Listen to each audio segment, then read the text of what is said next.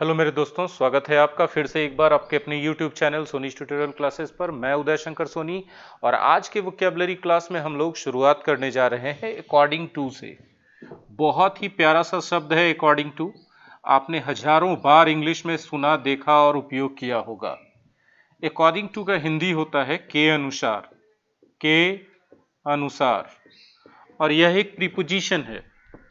यह एक प्रीपोजिशन है। ठीक है। जैसे एग्जाम्पल के तौर पे नियमों के अनुसार,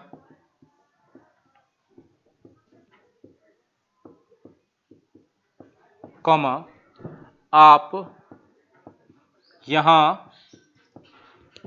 कूड़ा नहीं फेंक सकते हैं। कूड़ा नहीं फेंक सकते हैं। नहीं फेंक सकते हैं मतलब नियम आपको ऐसा करने की इजाजत नहीं करते हैं। तो नियमों के अनुसार, according to the rules, according to the rules, you can't throw garbage here. तो आपने देखा अकॉर्डिंग टू के बाद हमने लिखा द रूल्स। कभी कभी हम लोग ऐसा सेंटेंस बना देते हैं, मेरे पिताजी के अनुसार, मेरे पिताजी के अनुसार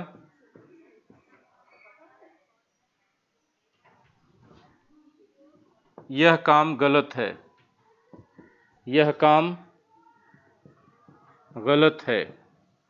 जब हम बोलते हैं मेरे पिताजी के अनुसार यह काम गलत है, तो मेरे पिताजी के अनुसार according to my father, to my father this is wrong. This is wrong. ठीक है। लेकिन एक सेंटेंस और हम लिख रहे हैं, कर लिख दें कि मेरे अनुसार। गौर से सुनिएगा, हम बोल रहे हैं क्या? मेरे अनुसार यह काम सही है। यह काम सही है। ठीक है।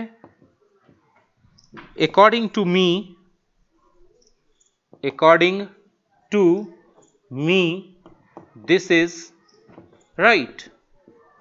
This is right. अब बच्चों जरा गौर से सुनना कि हम लोग हजारों बार ऐसा एक्सप्रेशन यूज किए होंगे, बट याद रखना यह सही नहीं है। मी के साथ, यहां पर मी के साथ अकॉर्डिंग टू का उपयोग नहीं करके फॉर का उपयोग किया जाएगा। For me this is right. Clear है? आप इसको नोट कीजिए, तब तक मैं आपको अगला वर्ड बताता हूं। नोट करने के बाद मेरे प्यारे बच्चों, जो अगला वर्ड है हम लोग के आज के क्लास का, वो है अचीव। अचीव एक वर्ब है। अचीव का हिंदी होता है हासिल करना। हासिल करना। ठीक है। यदि हम इंग्लिश में इसको डिफाइन करना चाहें तो गेट समथिंग। कैसे? By making efforts. By making efforts. जब हम लोग अपनी मेहनत से, अपने प्रयास से, फॉर ए लॉन्ग टाइम, काफी मेहनत और प्रयास के बाद कुछ चीज हासिल करते हैं, तो उसको हम लोग क्या करते हैं? अचीव करते हैं। उसको क्या करते हैं?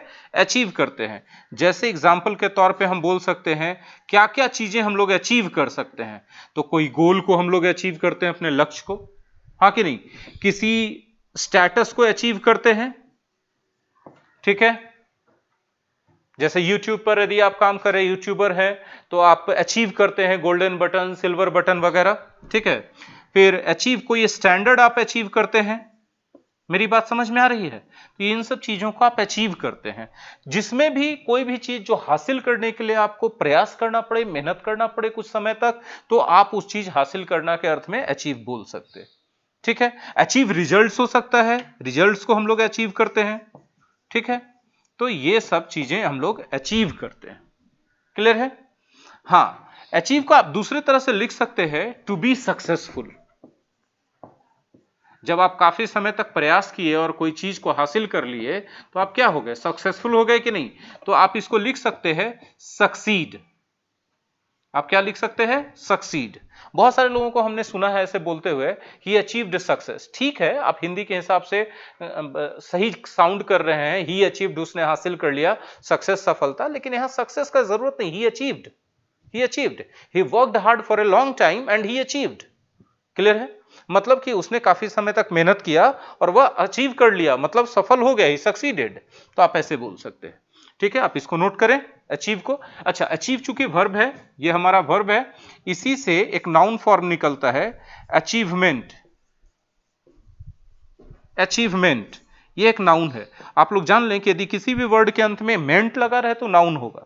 तो जिस चीज को आपने अचीव किया है, कौन सा, या तो गोल या स्टेटस या स्टैंडर्ड या रिजल्ट जो आपने अचीव किया है, वो सारी चीजें ही अचीवमेंट हैं।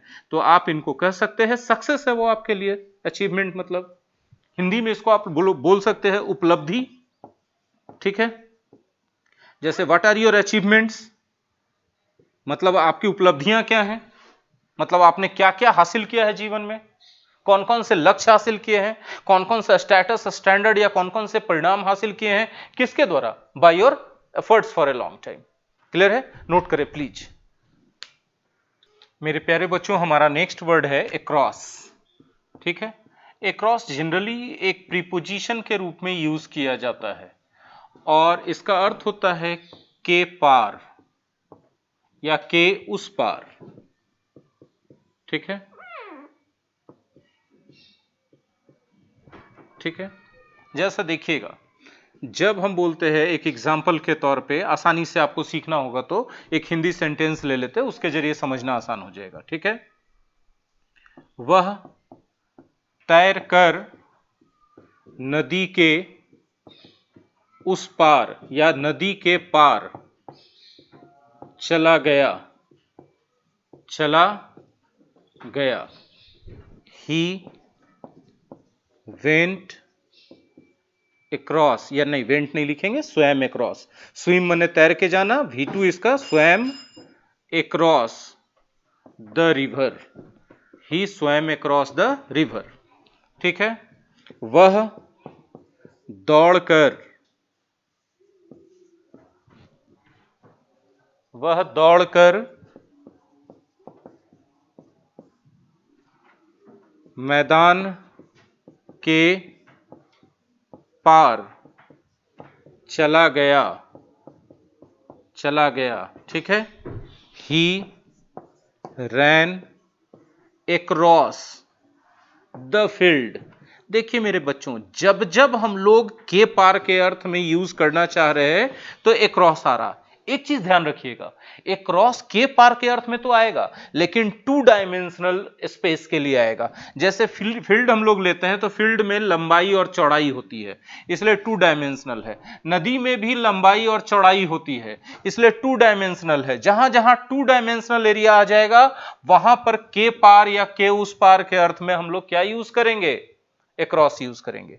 अब बोलेंगे सर यदि 3 डायमेंशनल आ जाए तो, जैसे यदि हम बोल दें, जरा से इस देखिएगा स्टार एग्जांपल को, कि वह जंगल के पार गया, जंगल के पार मतलब वहां से होके गुजरा।